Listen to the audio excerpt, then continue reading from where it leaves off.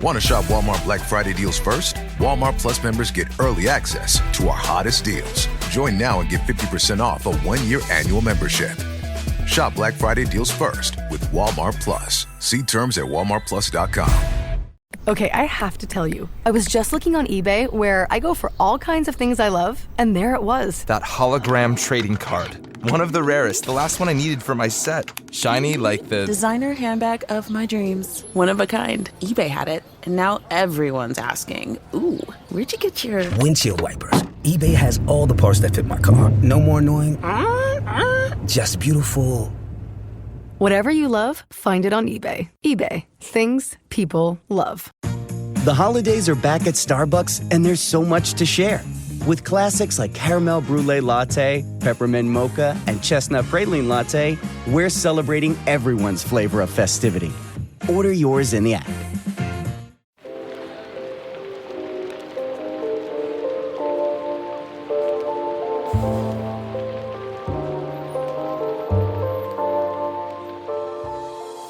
Welcome to BookTok for BookTok, a literary podcast where we deep dive into the writings of your favorite novels. This summer, we are hosting our Romantasy Edition of a book club while we prepare our 15-part literary analysis of Sarah J. Maas's A House of Sky and Breath. This is Jack. And I'm Amy. And each week we'll discuss one book from our Summer Bookclub roster. By using our literary backgrounds, we'll provide our first blush analysis of each book, as well as discuss listener thoughts. This week, we're discussing Divine Rivals by Rebecca Ross. Last book. And then Sky and Breath. Ooh, homework. I was explaining it to my new therapist. I was like, you don't understand. Summer vacation's done. I know. We have to start doing homework again. It's starting to go in. It's not even July. I know. Yeah. I'm not gonna lie. There's like a glaring thing that's obvious in the literary analysis, like immediately that we've never discussed before. I am racing to write my notes before you. Well, I'm very excited for you to write notes before me because my life is easier when you write notes before me. Nice. Yeah, I'll be sprinting just so that I'm like, no, I caught this. I own it. Yeah, it's mine.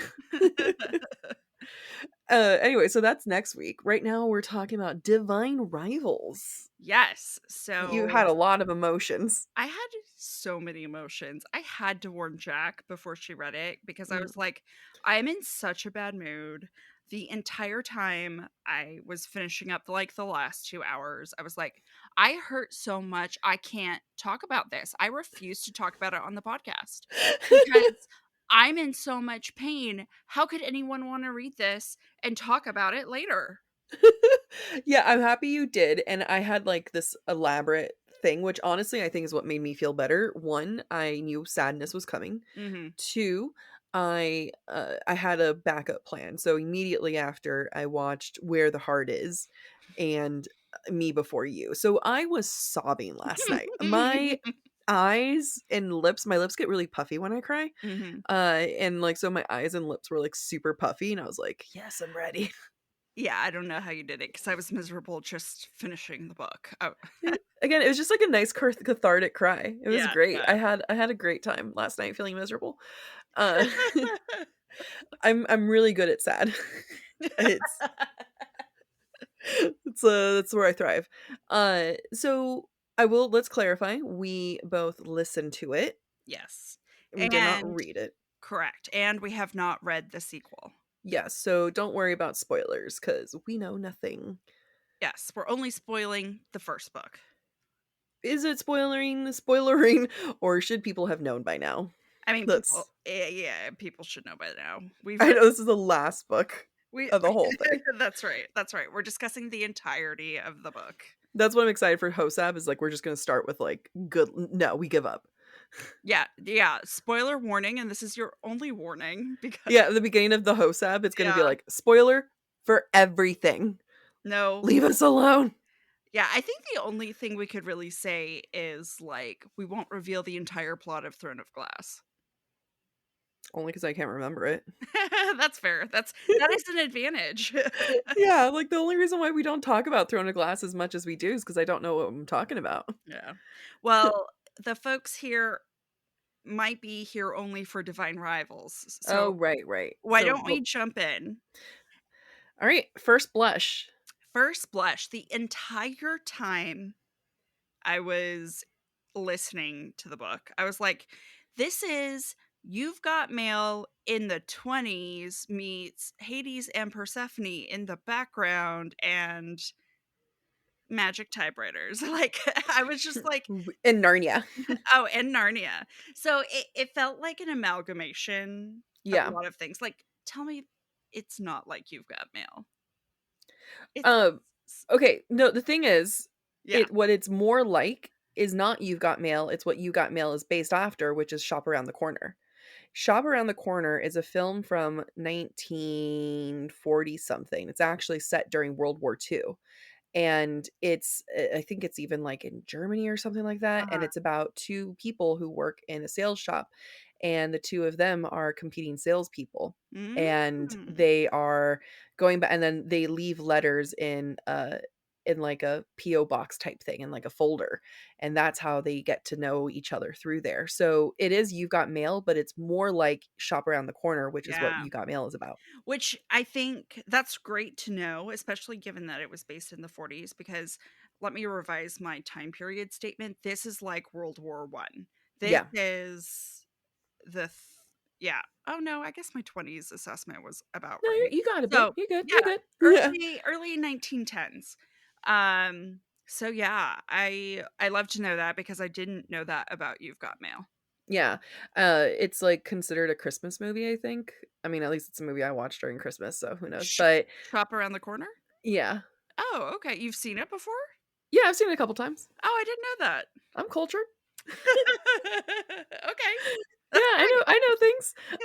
No, when I was, like, and that's why, the the bookstore is called Shop Around the Corner in You've Got Mail, Mm. and that's, like, the nod to it. And it is so the reason why I was, like, so excited when I was reading this was because it has that, like, old-timey feel, Mhm. and and it is so similar to Shop Around the Corner, where it's like they work together and they're competitors within Mhm. there, Mhm. and it was such a direct inspiration. And then, like you said, there's Persephone and Hades happening in the background, which is, like, Mhm.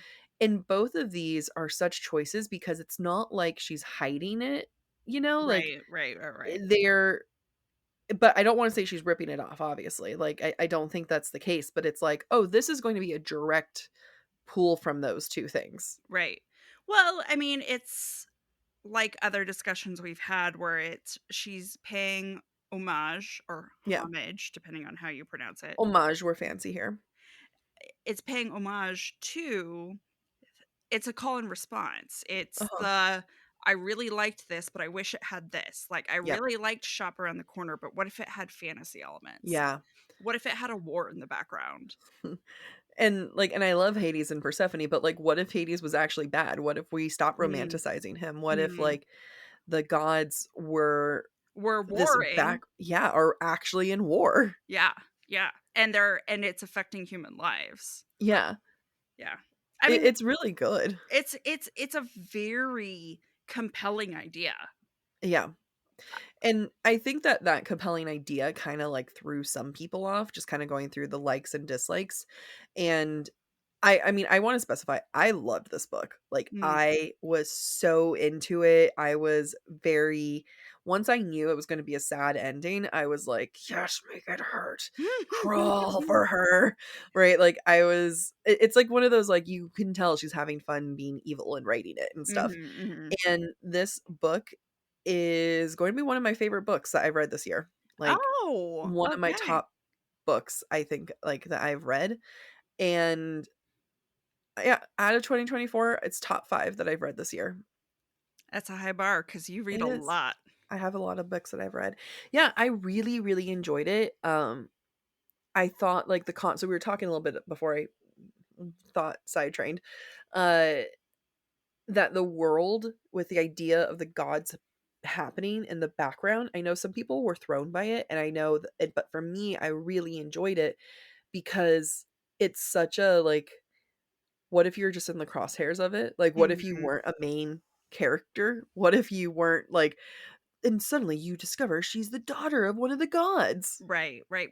Or also, what if she was called by a god, right? Yeah, Her brother is that character, not yeah. her.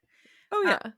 yeah, I also like it because I like that it stays with the humanity. Unlike Hmm. something like Touch of Darkness, where we're dealing with gods, Yeah, it's about being human and trying to yeah, survive in a world that you have no control over.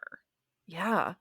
And you're true, and it really shows that like people just get caught in the crossfires, right? Mhm. Like whether you want to call it gods or, leaders in politics of today, Mhm. people are, there are human lives that could easily do without this war. It's Yeah. fine. It has nothing to do with them.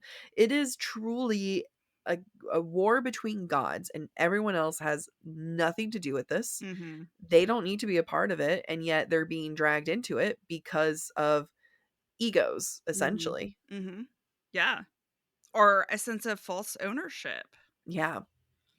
Yeah, I will say I think I it was a rough start for me. I felt like I couldn't, and granted, I was listening to it on my commute. So a lot of the info dumping at the start in the world building, Yeah.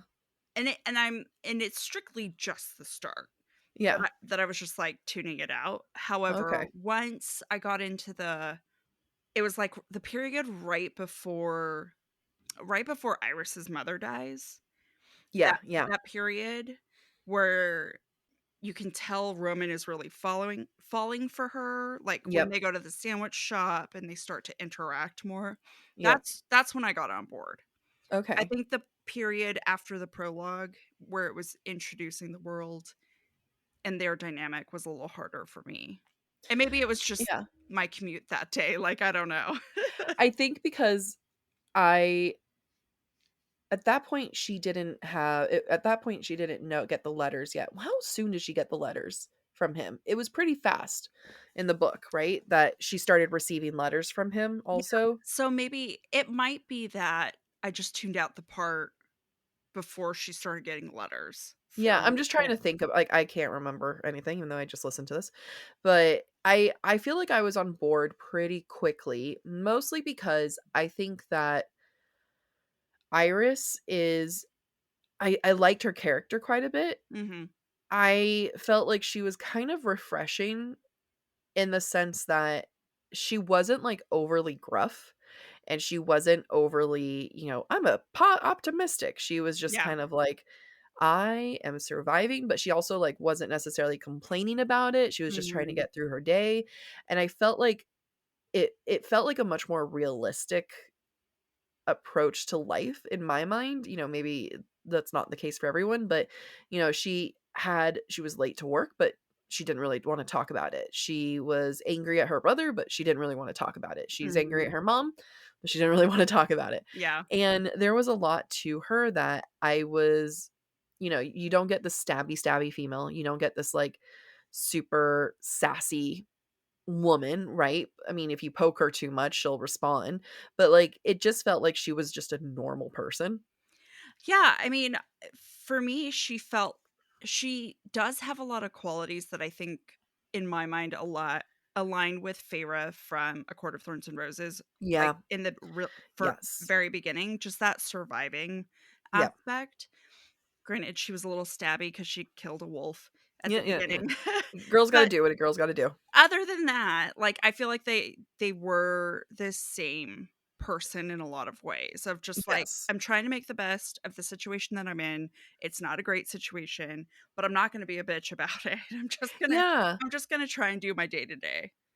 Yeah. Like I mean, if you had been like, "Hey, what does Pharaoh look like not starving and has some Mhm. shelter?" It would be Iris Yeah. cuz Yeah. she also, and I think I appreciate Rebecca Ross, that's the author. Mhm. I think I appreciate it where it's like I can see the inspiration from Farah there, but she didn't go over the top with it, Yeah.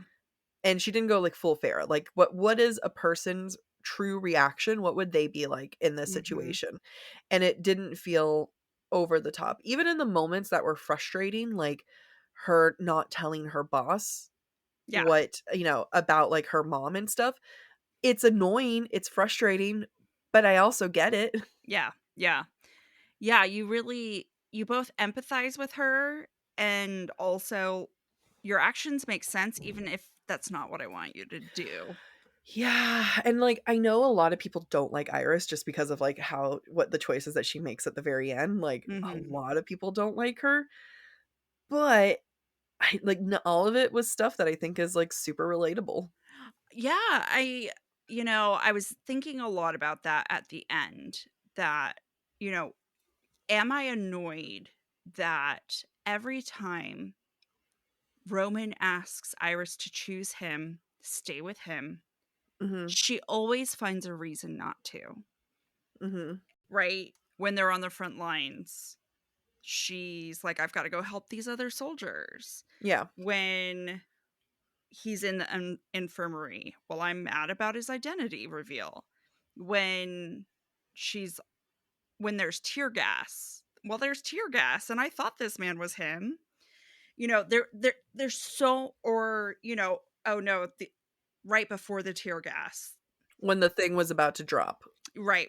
She was gonna go get a plank to Yeah. help the person that Roman's with, right? And Roman looks at her and is betrayed every time. Yeah. He feels betrayed every time. But what I feel very strongly about with Iris is that is so in character for her, because she's so accustomed to being left behind. Yeah. She doesn't want to get left behind by Roman. She chooses to always leave him behind instead. And that's Yeah. so frustrating, but it's so in line with what she's shown us about her character. Yeah, I also think that like she's just so independent. Like she's Yeah. been taking care of things for so long. And the things that you're listing where, like if Roman can't walk, hit like, right after the bomb drops and stuff and they're, she's trying to go get a plank of wood, he can't walk.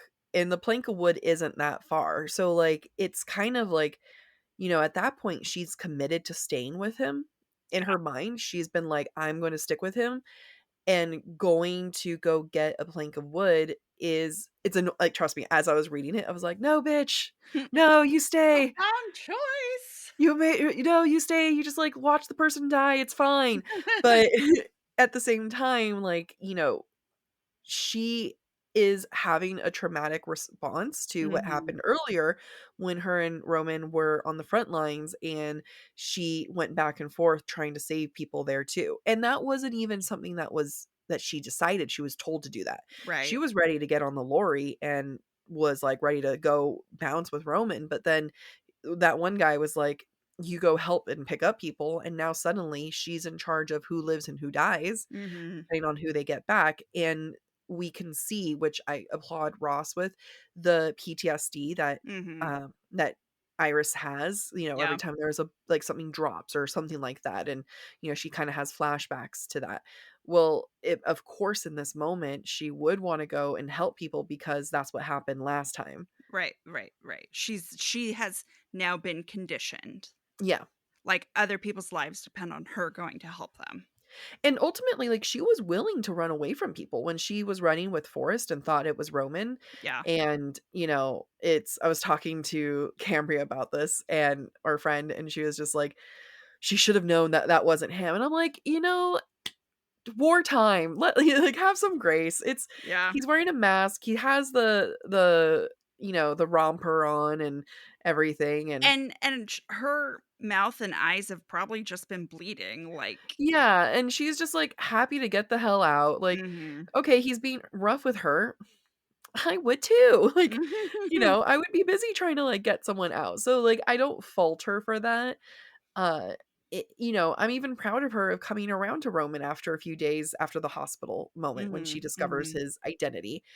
I was worried that was going to get dragged out. Yeah, Like me too. I thought that it was I thought her resolution to that was like fairly reasonable, and I was like, I don't know, I'm like, apparently I really like Iris. I didn't know I felt I this way for her. I really like her, actually. I Yeah. think she is a great flawed character. Yes. She Yeah. is extremely believable, And she never is more powerful than she was at the start, which I also appreciate. I appreciate that she is as flawed at the end as she was at the beginning. Yep.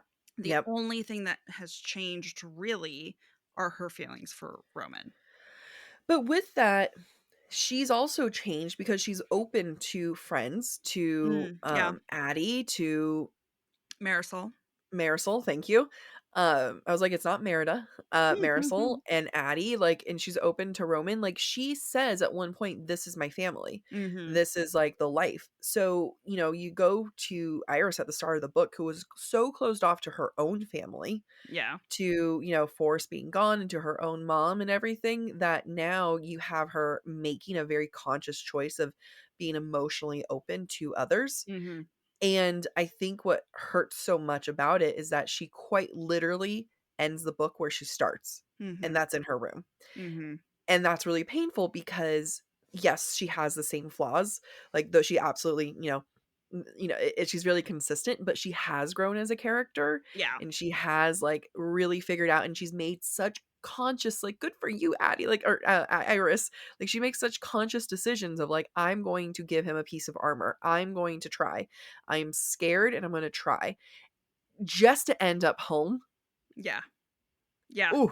Yeah, that was really painful. I think I'm not ready to talk about the very, very end with her in the room and the last letter she reads. We'll get to that later. We'll work our way up to that. Yeah, but we definitely need to talk about that. Yeah, no. How about this? We'll read some comments. Okay. And now a quick ad break. We'll be right back.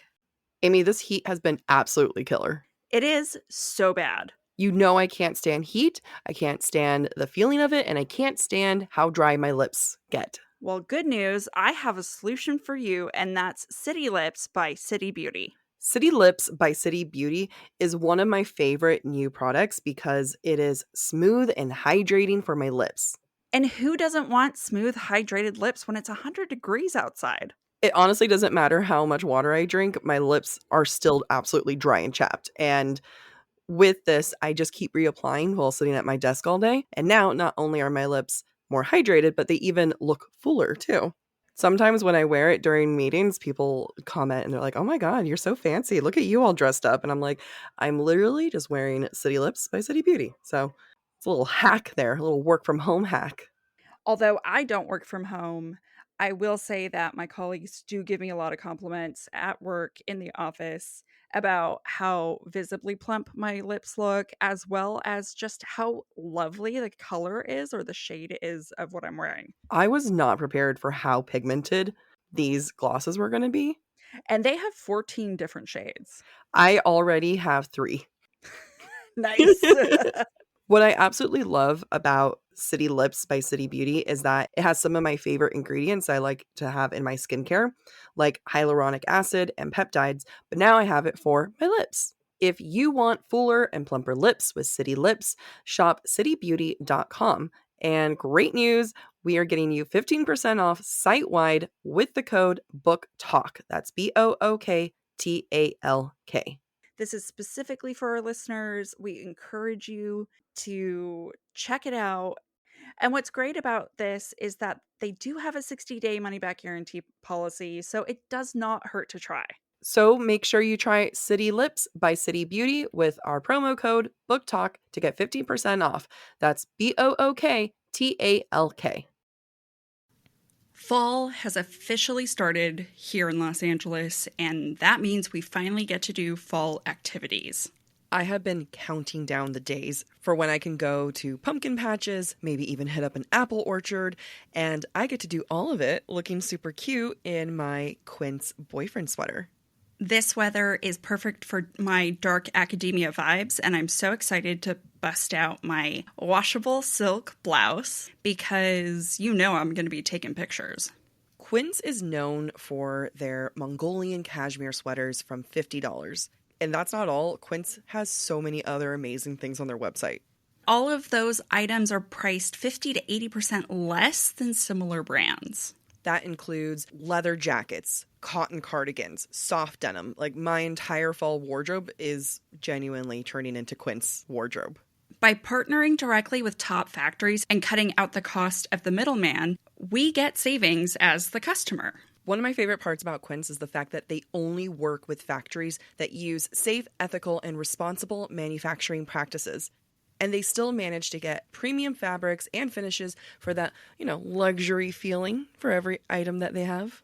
Get cozy in Quince's high-quality wardrobe essentials.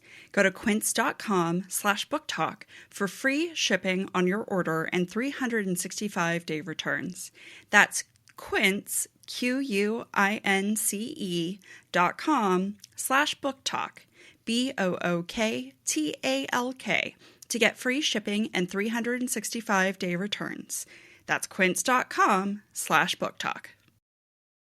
My dad works in B2B marketing. He came by my school for career day and said he was a big ROAS man. Then he told everyone how much he loved calculating his return on ad spend.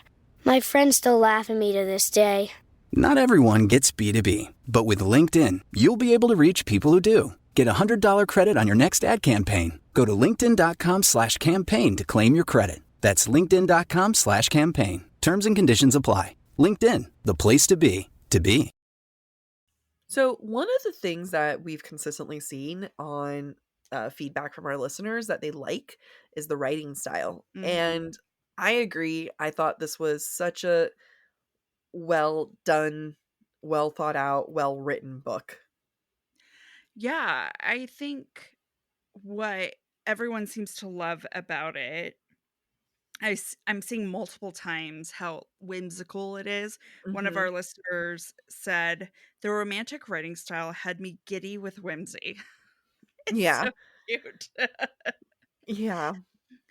But I do think that's true. And I like that. I feel like that writing style reflected Iris's writing style, or what we Mm. understood of Iris's writing style to be. Mm-hmm. Mm-hmm. That it's very emotional. It touches something that straight facts can't touch. Yeah. And I feel like in some ways Rebecca Ross was giving her writing style over to Iris to own, which I really Yeah. enjoyed. No, I mean, that's a really good point I hadn't thought of. Like, you can't write a book about two writers and not make it good writing. Yeah. Like, there has Absolutely. to be some emotions to it. Like, there's one, I can't remember which letter, but there's one letter that Iris opens and she says it felt like butterfly wings opening in the palms of her hand. Mm-hmm. And I was like, that is beautiful. That's That just is like beautiful. it, and like she captures the world so perfectly because the world is very whimsical. It is so different from a lot of things that I've read, and you can't have this type of fantasy, this type of mythical world that we've never really experienced before and not have it have its own feeling. Like sometimes when I listen to music or I read something or something like that, I get like I can imagine colors with it. And I felt like so when I say this is a very colorful book, to me, like I could see the colors as I was reading, if that makes sense. Mm-hmm. I will say that this book felt very cinematic because of the Yeah. way the writing is, Yeah. because you could see how the letter opening like the wings of a butterfly would visually look, right? Yep. You get those descriptions not only are whimsical, they also translate visually. Hmm. And I like I said, after a little bit of info dumping at the start, I was on board. And part of it was because of this writing style, that it's very Yeah. captivating. Yeah. And wait, I had a thought.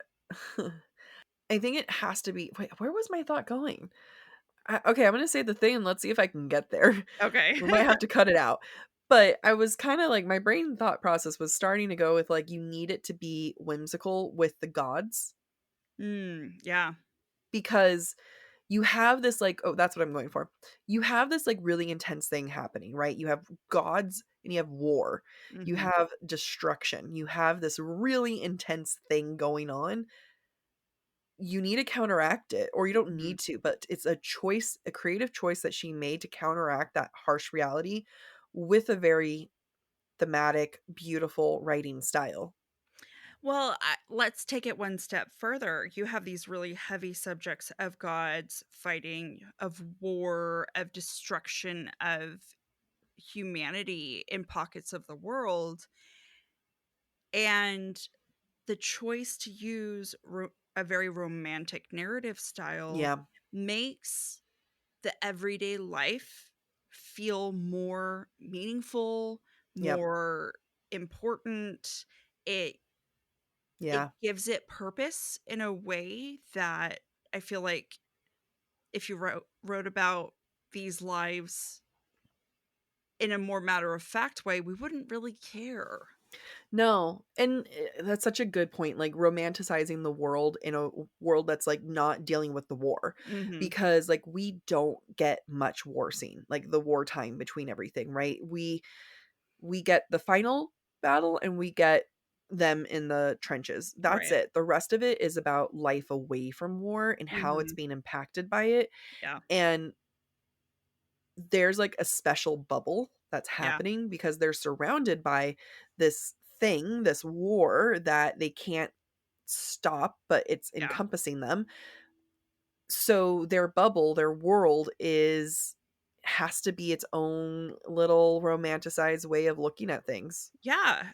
Really, in a war story, we're reading about people gardening and forgetting to water the garden. Yeah.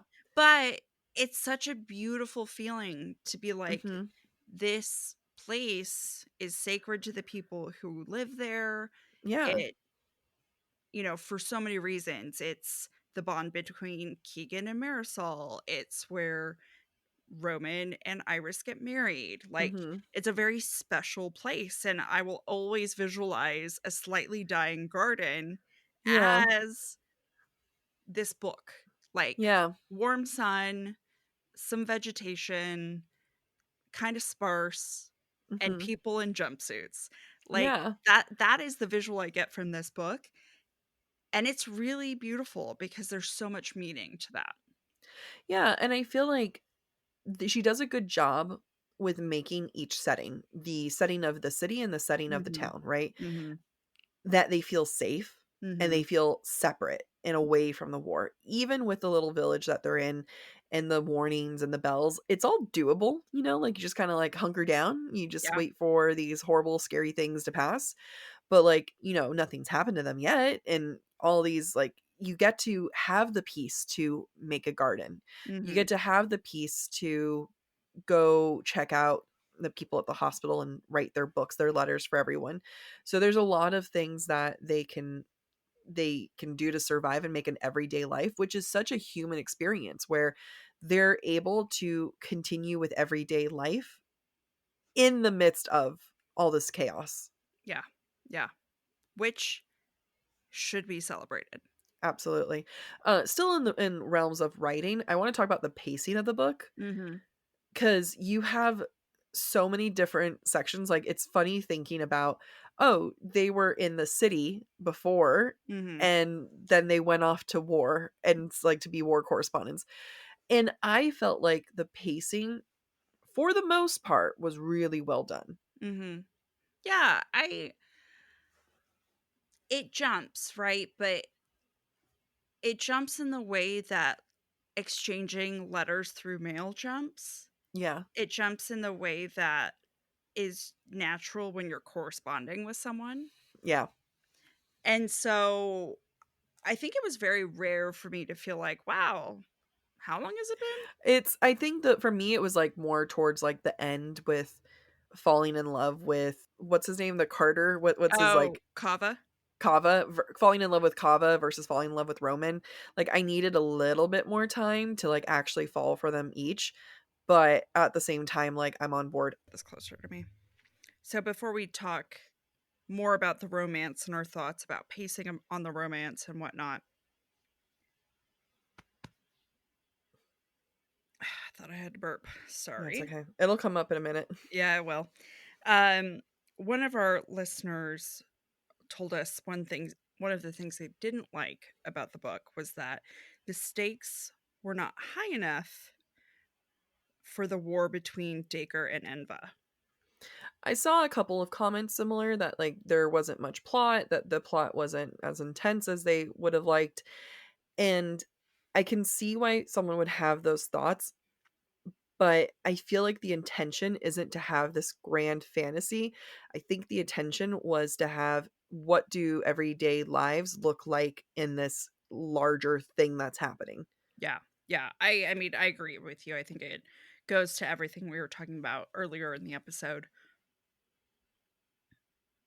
We don't really care about the gods. Yeah. Like, I was shocked we even got any perspective from a god I know, right?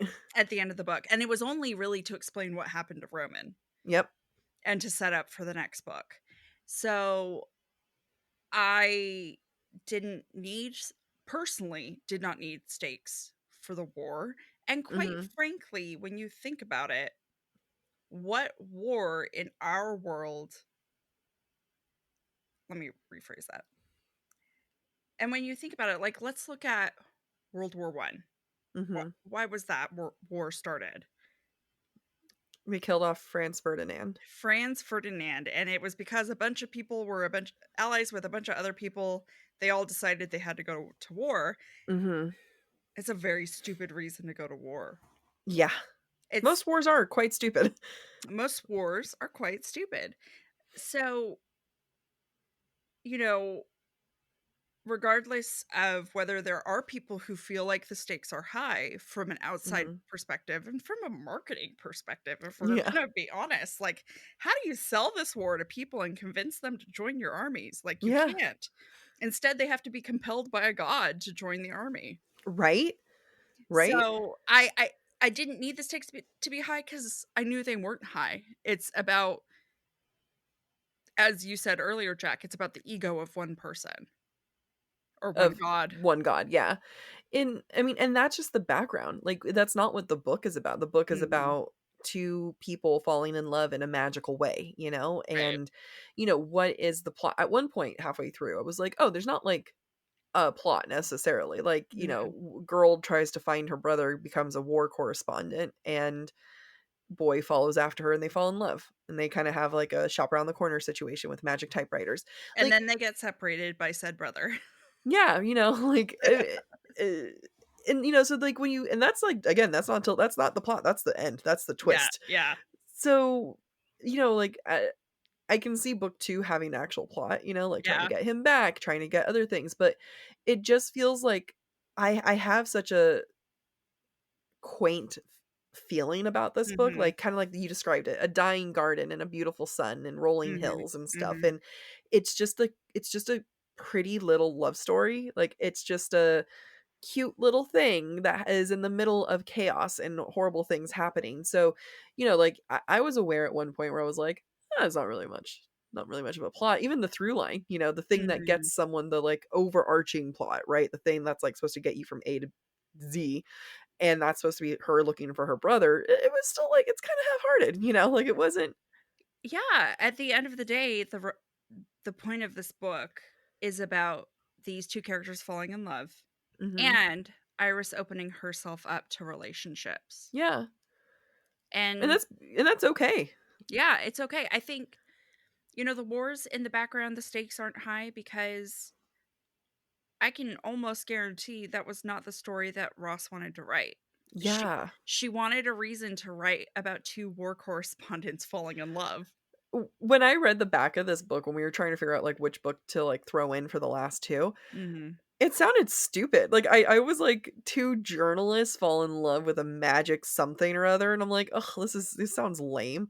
But like, you know, I got really into it. I was very Mhm. much like it's not slow pace, but it's not a speedy thing, and it's just not, when we think about fantasy books, we kind of think of these like larger epics. Mhm. And I know one of the other pros that someone listed, I think Lily listed it, is that how different a fantasy book can look like. That Mhm. this is not Farah trying to break a curse. This is Yeah. not a epic fantasy, but it's still a fantasy book. Yeah. And it's almost giving steampunk in a way, even though it's not Mhm. quite steampunk, but I get like a little taste of it. I do too. And I'm a sucker for steampunk too. So I just was like, it's just a romantic, like plenty of steampunk animes that I love. So it's, yeah. So like there's enough for it in here for me that I was on board with it. But I can also understand that if that's not what people are used to or like that's okay. Mhm. That's Yeah. okay if that's not, like, if you are here to read a fantasy and you want action, you want more going on, totally understandable. Yeah. Yeah. Um, that being said, we do have a lot of listeners who said that they really did like the characters. They really Yeah. did fall in love with these characters. They are easy to like. And I know for me that's why I was enthralled was Yeah. her book. It was these characters. Yeah, the characters were really great, and I'm going to even say, like, we don't meet a bad character. There's no villain.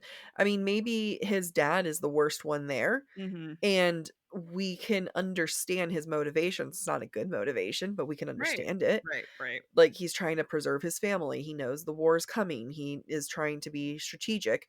And he's classist, yes, but at the same time, like, that's if that's all that happens in a book, that's like it's pretty tamed. It is. And it speaks a lot about the world that's happening that this is Mm. in. And it's also impressive, like, to have written a whole book and there's like no evil or bad character that we've met yet. Like, plenty of gods, like, stuff happening in the background, but even at the very end when we get to see Forrest, he's not evil. Right. Right. It's and I think that goes back to there aren't high stakes, right? Yeah. Because there's no evil individual we encounter that we have to overcome. It's really just about normal people trying to survive. Yeah. Even Roman's dad is just trying to make sure his family survives the Mhm. war. The scientist is doing the same for his family by marrying his daughter off Yeah. to Roman. Every individual that's working, they're just working to survive. It goes back to this, going back to the imagery of the garden. Like, Mhm. the garden is a metaphor for life. Like, they're just trying to make something pretty and something live in this Mhm. wasteland, essentially, Mhm. and they're just trying to have it grow. And that's why at the end you see it treaded on, like, Yeah. war comes and ruins life, but like that garden really is like a metaphor of, like, you're just trying to, like, I don't know gardening terms, sow the oats, sow the soil, like, make the soil fertile. I don't garden. I killed a lavender plant within So the days. seeds. So Sow the the seeds, that one. They're just trying to survive and sow seeds and everything, and like that is the book. Mhm. So, and there aren't any bad seeds in this bunch. Yeah. Yeah. I'm so glad that you made that garden connection. I'm just sitting here wowed by it. By it or by me? By you. Okay, and it. And Rebecca Ross for writing it. I'm impressed with Rebecca Ross.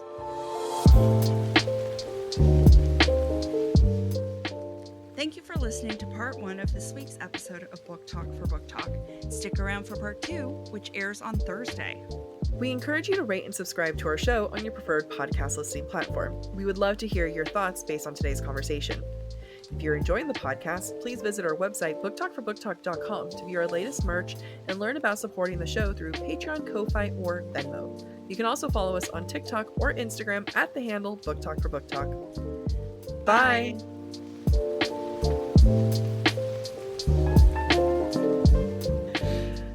Alright, you ready? Yes, although I need to get closer to my computer to be able to scroll through the script. I was gonna say just go off of memorizing, but after 2+ years, neither of us can remember a damn intro and outro for this thing. Yeah. Okay.